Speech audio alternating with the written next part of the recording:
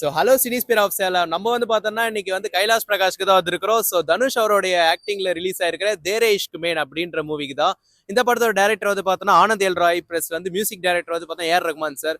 So பயங்கர எக்ஸைட்ல வந்து பார்த்தோம்னா ரிலீஸ் ஆகிற படம். ஸோ எப்படி இருக்குன்றத ஆடியன்ஸ் கேட்டு தெரிஞ்சுக்கலாம் வாங்க. தனுஷ் ஆக்ட் பண்ணியிருந்தாரு சார். நல்லா பண்ணிருக்காரு. நல்லா பண்ணியிருந்தாரு. உங்களுக்கு பிடிச்சிருந்தது? எனக்கு பிடிச்சிக்குது. எல்லாத்தையும் பாரு, நல்லா இருக்கு, நல்லா இருக்கு, நல்லா இருக்கு. படம் எப்படி இருந்தது சார்? நல்லா இருக்கு, படம் பார்க்கலாம். அதான் நடிச்சிருக்கு, எப்படி பண்ணியிருக்காரு? நல்லா நடிச்சிருக்காரு. அதெல்லாம் நடிச்சிருக்காரு சார். இங்கிலீஷ் படம் மாதிரி இருக்குது. இங்கிலீஷ் படம் பிடிச்சிருந்தது. ஓரளவுக்கு பார்க்கலாம். இங்கிலீஷ் படம் மாதிரி இருக்குது. மூவி எப்படி இருந்துச்சு? நல்லா இருக்கு. கிளைமேக்ஸ் தான் கொஞ்சம் நான் ஏத்துக்க முடியல. தனுஷும் செத்துறாங்க, அவங்களும் செத்துறாங்க. அது கொஞ்சம் நல்லா இல்ல. அது நடுவுல வருது கொஞ்சம். அவங்க ஃப்ரெண்ட் வருவாங்க அதுல. அது நல்லா இருக்கு, கொஞ்சம் சீன் நல்லா இருக்கு. தனுஷ் ஆக்டிங்ல சூப்பரா இருக்கு. ஃபேமிலியோட ஃப்ரெண்ட்ஸோட வந்து பார்க்கலாம். மூவி நல்லா இருந்தது. தனுஷ்லாம் பிச்சு எறிஞ்சிட்டாங்க. ஏஆர் ரஹ்மான் எப்பயும் போலதான் மாஸ் காட்டிட்டாங்க. ராஞ்சனா லெவல் இருந்ததுங்களா? நல்லா இருந்தது. அந்த லெவல்ல இருந்துச்சு. கிளைமேக்ஸ்ல எப்படி இருந்தது? கிளைமேக்ஸ் கொஞ்சம் மொக்க பண்ணிட்டாங்க, நல்லா இல்ல. ஆமா, ரெண்டு பேரும் இறந்துட்டாங்க. அம்பிகாபதியில இங்க யாரும் சேர்த்தாதீங்க, அதெல்லாம் வேற லெவல். நல்லா கல்ட் அந்த லெவல்ல. ஆமா ஆமா. இந்த படம் 10க்கு என்ன ரேட்டிங் தருவீங்க? 4. 4ங்களா? மேம் நீங்க? 4 தான். Okay ma'am. எப்படி இருந்தது ப்ரோ? படம் நல்லா இருக்கு. நல்லா இருந்தது. தனுஷ் எப்படி பண்ணியிருந்தாரு? தனுஷ் ஆக்டர் நல்லா போகுது. தனுஷ் ஆக்டிங் நல்லா இருந்துச்சா? என்ன சொல்ல வராங்க நம்ம மூவில? லவ் ஸ்டோரி தான் அப்படியே ஒரு வித்தியாசமா இருக்கு. ஹிந்தி படம் மாதிரி இருந்ததுங்களா இது? ஹிந்தி படம் ரீமேக் தானே கணக்கு. தனுஷ் கதையும் பெஸ்ட் படம். இது தனுஷுக்கு இந்த படம் நான் இதுவரையில ஹிந்தியில எடுத்ததுக்கு நிறைய படம் வந்திருக்கு. இந்த படம் பரவாயில்ல, குடும்பத்தோட பார்க்கலாம். குடும்பத்தோட பார்க்கலாம். ஓகே ஓகே, நன்றிங்க. மியூசிக்கு, டைரக்ஷன், ஆக்டிங் எல்லாமே பின்னிட்டாங்க. நடுவில் வந்து ஸ்க்ரீன் பிளே மட்டும் எங்கே கொண்டு போகிறதுன்னு தெரியாமல் ஒரு ½ hour போர் அடிக்கும். ½ hour அடிக்கும். ஏன்னா நோட் பண்ண நான் இங்கேருந்து ஆரம்பிக்குது, இவ்வளோ நேரம் போர் அடிக்குது அப்படின்னு சொல்லி நோட் பண்ணனால தான் அந்த ½ hour சொல்கிறேன். அதனால மொத்த படமே வந்து நமக்கு டேமேஜ் மாதிரி தெரியும். இது ராஞ்சனா சீக்வல் மாதிரி கொண்டு போயிருக்காங்களா ப்ரோ? இல்லை ப்ரோ, அந்த படம் நான் பார்க்கல, எனக்கு தெரியல, அதை பற்றி தெரியல. நான் நேரம் அம்பிகாபதி. ஆமாம். ஓ, அதுதான் அப்படி சொல்கிறீங்களா? அந்த மாதிரி தான் இருக்குது. அது நான் பார்த்துருக்கேன். நீங்கள் அந்த பேர் சொல்லவும் எனக்கு டக்குன்னு தெரியல. அப்படியா? அந்த அந்த சீக்வல் வந்து பார்த்தா இதுல அந்த மாதிரி தான் இருக்கு. அது பார்த்துட்டு பார்க்குறவங்களுக்கு ஆமாண்டா அப்படிதான்டா இருக்கு அப்படின்னு ஃபீல் பண்ணுவாங்க. நல்லா இருக்கு. ஓவராலாக படம் நல்ல படம் ப்ரோ, நல்ல படம் தான். இந்த மாதிரி படம்லாம் வரணும். ஏன்னா இதே வந்து ஒரு தமிழ் டைரக்டர் பண்ணியிருந்தாங்கன்னா இன்னும் நல்லா இருந்திருக்கும். அவர் எடுக்கவும் அந்த ஹிந்தியில் வச்சு ட்ரிங்க்ஸ் பண்ணுற மாதிரி, ஸ்மோக் பண்ணுற மாதிரி பசங்க என்ன பண்ணுவாங்களோ அதோட அதிகமாக ஹீரோயின் பண்ணுற மாதிரி காமிச்சிருக்காங்க. அது அடிக்கடி டெய்லியே அவங்க ரொட்டீனே அதுதான் அப்படிங்கிற ரேஞ்சுக்கு காமிச்சு அதுலேயே அவங்களுக்கு முடிவும் கொடுத்துட்டாங்க. எண்டிங்கும் அப்படி தான் கொடுத்துருக்காங்க. தனுஷ் அண்ட் அவங்க ஆக்டிங்ல எப்படி? 2 பேர் காம்பினேஷன் நல்லா இருக்கு. நல்ல பேர், சூப்பராக இருக்குது. ஃபர்ஸ்ட் ஹாஃப்லாம் ரசிப்பீங்க, நல்லா இருக்கேடா இந்த பேர் அப்படின்னு சொல்லிட்டு ரசிப்பீங்க. செகண்ட் ஹாஃப் வர இது கொஞ்சம் இதாக இருக்கே அப்படின்னு இருக்கும். ஏன்னா அது ஸ்க்ரீன் பிளேனால அப்படி ஆயிடுச்சு. மற்றபடி நல்லாவே பண்ணியிருக்காங்க. நல்லா நெகட்டிவ்ஸ் அப்படின்னா என்ன? நெகட்டிவ்னா அந்த லேக் சொல்லலாம். மியூசிக் வந்து இவர் நல்லா பண்ணியிருக்காரு, மியூசிக் எல்லாமே நல்லா இருக்கு. பட் வந்து சீன் வந்து ஸ்லோ வருது நமக்கு தெரியுது இல்லையா? அந்த இடத்துல போட்டு அதை ஸ்பீட் பண்ணுற மாதிரி தெரியுது, அட்டாச் பண்ணுற மாதிரி இருக்கு. எப்படியா இந்த சீனை ஓட்ட வச்சிடணும், ரொம்ப இதாக மைனஸாக தெரியுது அப்படின்னு. அந்த மாதிரி விஷயங்களை நோட் பண்ணி பார்த்தா தெரியும். தமிழ் ஆடியன்ஸ் கனெக்ட் ஆகும். கனெக்ட் ஆகும் நல்லாவே கனெக்ட் ஆகும். நல்லாவே கனெக்ட் ஆகுங்களா? அதே மாதிரி வந்து பார்த்தோம்னா எடிட்டிங் ஒர்க் இந்த மாதிரி இதெல்லாம் எப்படி இருக்கு? எடிட்டிங்ல டெக்னிக்கலாகவே நல்ல ஃபிலிம் ப்ரோ. டெக்னிக்கலாக நல்ல கண்டென்ட் தான். அது மாதிரி இந்த ஸ்க்ரீன் பிளேலாம் கொஞ்சம் விட்டுட்டாங்க, அவ்வளோதான். மற்றபடி டெக்னிக்கலி நல்லா இருக்கு. அந்த தமிழ் பற்றி அப்பப்போ பண்ணுறாங்க, நம்ம சொல்லிக்கிட்டே இருக்கோம். இதுலேயும் வந்து என்ன பண்ணி வச்சுருக்காங்கன்னா, இங்கேருந்து நம்ம பிரகாஷ் ராஜ் ஒரு கேரக்டரில் வந்து சென்னையிலேருந்து மும்பை போய் செட்டில் ஆன மாதிரி தான் காமிப்பாங்க. அதில் வந்து என்னென்னா காலில் விழுந்து மன்னிப்பு கேட்குற மாதிரி அந்த மும்பை கேரக்டர்லாம். நம்ம தமிழன் அவன் பரம்பரைன்னு நம்மளால் சொல்லிடுவான், எங்கள் பரம்பரையிலேயே அந்த தப்பு நடக்காதுங்க, இதுதான் நடந்துருச்சுன்னு சொல்லிட்டு. அதுக்கு அந்த ஆள் சொல்கிறான், இந்த ஹிந்திக்காரன், இது ஓப்பனாக அப்படியே போட்டுருங்க. அந்த ஆள் சொல்கிறான், என்ன பரம்பரை, என் பரம்பரைன்னா உன் பரம்பரைன்னா அப்படி. ஏன்னா அவங்க ஹிந்திக்கார பெரிய பணக்காரனா, நம்ம இதுதான். அதுவும் ஒன்று பண விஷயத்துலையும், இன்னொன்று அவரு ஹிந்தி, நம்ம தமிழ்னா என்ன வேணா பண்ணலாம். நம்ம தான் கேட்க மாட்டோமே, கேட்டால் தான் நம்மளை முட்டாளுன்றவாங்க இல்லையா? அது மட்டும் கொஞ்சம் குறைச்சிக்கணும் இந்த ஹிந்திக்காரங்க படம் எடுக்கிறவங்க. நீங்கள் மட்டும் நாங்கள் வடக்குன்னு சொல்லி நீங்கள் இங்கே வர்றதுனால தான் நாங்கள் சொல்கிறோம், ஓகேவா? நீங்கள் அங்கே போனால் காலில் விழுவுறது, அந்த மாதிரி சீன் வைக்கிறது, இந்த மாதிரி சீன் வைக்கிறது, இப்படிலாம் வச்சுட்டு இருந்தீங்கன்னா அப்புறம் படம் ஓடாது பார்த்துக்கோ. இப்போதான் இந்த படம் இலங்கைக்காரங்களை ஒரு மாதிரி எடுத்தாங்களே, விஜய் தேவர் ஓடாது, அது இப்படிதான் தடை பண்ணி ஓட விடாம பட்டாங்க. இது அந்த மாதிரி ஆகக்கூடாதுன்னா இதுமாதிரி கொஞ்சம் கேர்ஃபுல்லாக எடுக்கணும். அது மட்டும் எப்போ பார்த்தாலும் காலில் உழுவுற மாதிரி அசிங்கப்படுத்துற மாதிரியே எடுக்கிறாங்க. தமிழ்னா அவ்வளோ கேவலமாக போயிடுச்சா அப்படிங்கிறது எனக்கு தெரியல. இது ஒருவேளை நம்ம கேள்வி கேட்காம எல்லா படத்தையும் ஓட விடுறோமோ, அதனால தான் கேட்குறாங்களோ. தைரியமாக எடுக்கிறானுங்க, இவ்வளோ பெரிய ஸ்க்ரீனில் பெரிய ஸ்டாரை வச்சு ஸ்டார் கேஸ்ட் வச்சு எடுக்கிறாங்கன்னா அப்புறம் பார்த்துக்கோங்களேன். நம்ம இதையும் பார்த்துட்டு பாராட்டணும்னு வச்சுக்கலாம், இதே மாதிரி நாளைக்கு எடுப்பான் 4 படம். இது அதனால வந்து அப்பப்போ இந்த நம்ம சொல்லணும். ஜெனரேஷன் நடக்கிற மாதிரி இருக்குதுங்களா இல்ல வந்து எதுங்க லவ் ஸ்டோரியா? லாஸ்ட் ஜெனரேஷன் நடக்கிற மாதிரி இருக்குங்களா? லவ் ஸ்டோரி சொல்கிறீங்களா? அது இந்த ஜென்ரேஷன், இந்த ஜெனரேஷன் நடக்கிற மாதிரி இந்த ஜென்ரேஷன்லேயும் ட்ரூ லவ் இருக்குங்கிறத காமிச்சிருக்காங்க. ட்ரூ லவ் இருக்கு. இருக்கு.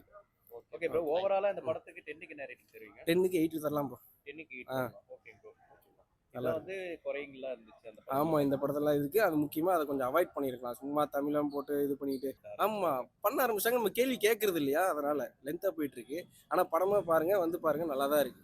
Okay bro. ஆனால் அதை ஆதரவு கொடுக்காதீங்க. அந்த மாதிரி எடுத்தாங்கன்னா தயவு செஞ்சு அதை கண்டிங்க. Okay bro, thank you. இந்த மூவியை பற்றி சொல்கிறதுக்கு முன்னாடி, இந்த படத்தில் தேரா இஷ்மே தனுஷ் தான் ஹீரோ. அவருடைய காஸ்டியூம் அண்ட் அவருடைய லுக்கு வந்து ரொம்ப சூப்பராக இருக்குது.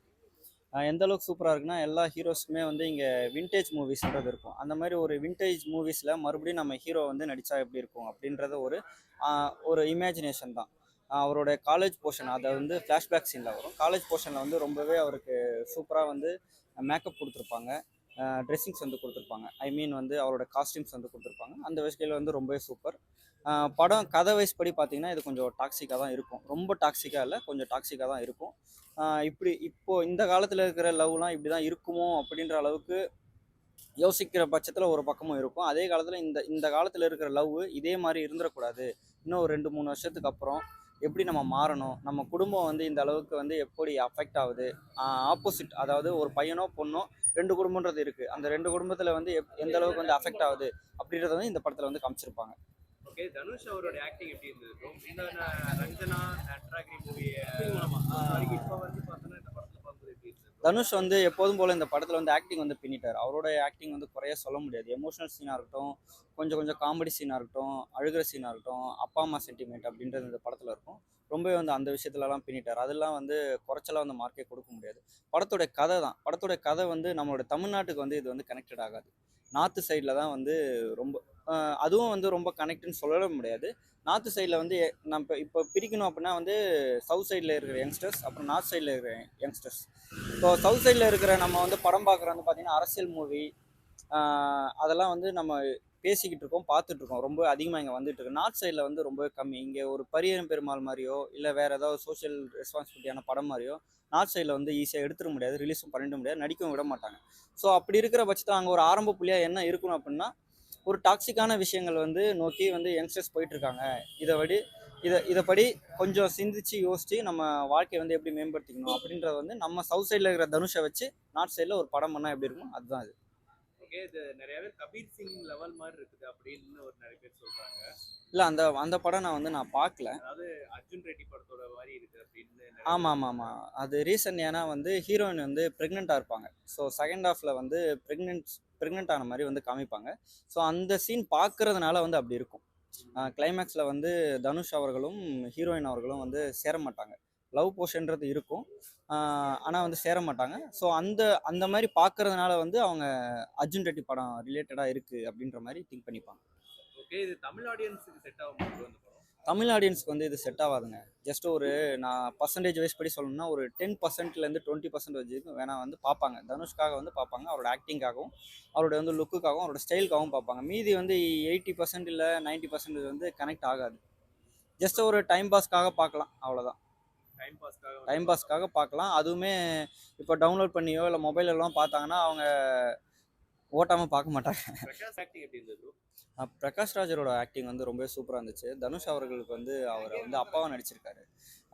திருச்சிற்றம்பலம் படத்தில் வந்து எப்படி அப்பாவாக வந்து பின்னி பெடல் எடுத்துகிட்டு போகிறோம், அதை விட கொஞ்சம் அதிகமாகவே இதில் வந்து ஒரு ரெஸ்பான்சிபிலிட்டியான ஒரு அப்பாவாக ஒரு படி திருச்சிற்றம்பலத்தை விட ஒரு படி மேலே வந்து நடிச்சிருக்காரு.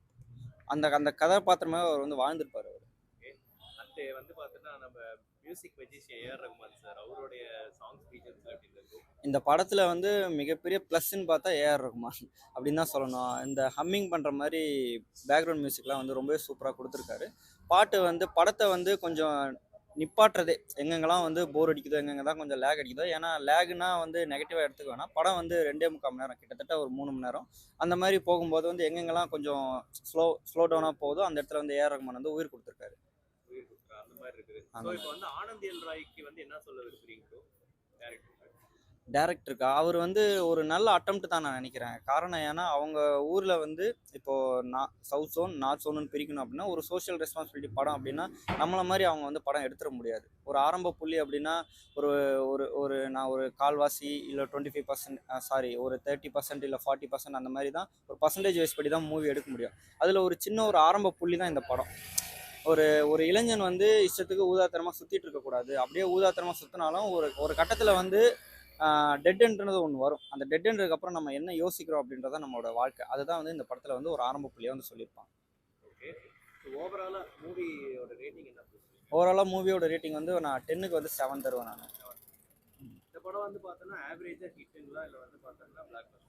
ஆவரேஜ் தான் நான் சொல்லுவேன். ஹிட்டு அப்படின்றதெல்லாம் பார்க்க முடியாது. இப்போது திருச்சிற்றம்பலம் பார்த்தீங்கன்னா அது ஒரு வகையான லவ் ஸ்டோரி. இது வந்து லவ் ஸ்டோரி அப்படின்ற ஒரு விஷயத்துக்கே வர முடியாது. ஏன்னா அதில் டாக்ஸிக் விஷயத்தெல்லாம் நிறையா இருக்குது. லவ் ஸ்டோரி அப்படின்னா நம்ம ஊர் படங்களில் பார்த்தீங்கன்னா தனுஷ் நடித்ததுலேயே வந்து திருச்சிற்றம்பலம் இருக்குது. அப்புறம் விஜய் சேது நடிச்சது 96லாம் இருக்குது. நிறைய ஃபீல் குட் மூவிஸ்லாம் இருக்குது. விஜய் அஜித்துக்கு விண்டேஜ் மூவிஸ்லாம் அதெல்லாம் வந்து ரீரிலீஸ்லேயே வந்து நிறைய பேர் வந்து கேட்டுட்ருக்காங்க. அந்த அளவுக்கு வந்து நம்ம வந்து பார்த்துக்கிட்டு இருக்கோம். அப்படி இருக்கிற பட்சத்தில் வந்து இது வந்து கொஞ்சம் கொஞ்சம் டாக்ஸிக்காகவே இருக்கும். அர்ஜுன் ரெட்டி எப்படி கொஞ்சம் டாக்ஸிக்காக இருந்துச்சோ அது கொஞ்சம் இல்லை நிறையவே டாக்ஸிக்காக இருந்துச்சு.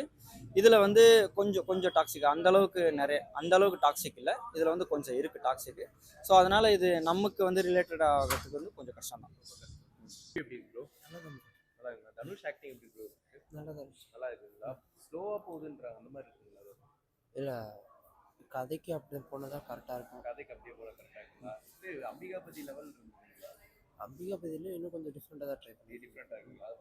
ஏஆர் ரஹ்மான் சாங்ஸ் பிஜிஎம் எப்படி படத்துக்கு நல்லா நல்லா இருந்துச்சு. அது மாதிரி 10க்கு என்ன ரேட்டிங் தருவீங்க? ரேட்டிங் என்னோட ரேட்டிங் 4.5 தான். ஓகே. படம் ஸ்லோவாக தான் ஸ்லோவாக தான் போகுது. தனுஷ் எப்படி பண்ணியிருக்காருங்களா?